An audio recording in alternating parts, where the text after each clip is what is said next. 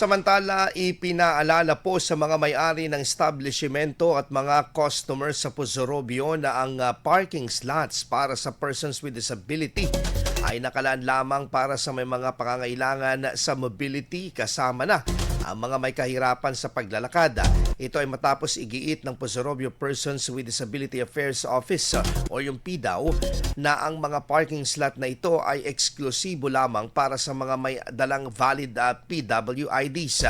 Alinsunod sa Municipal Ordinance Number 02-0407-2025, ipinagbabawal ang iligal na pagpaparada sa mga PWD parking slot sa lahat ng mga pribado at pampublikong establishmento sa nasabing bayan. Itinakda rin ang kaukulang multa na 500 pesos sa unang paglabag, 1,500 sa ikalawang paglabag at nasa 2,500 pesos naman sa ikatlong paglabag o pagkakakulong ng hanggang 3 buwan o kaparehong alinsunod sa pagpapasya ng hukuman. IFM News. IFM News. IFM News.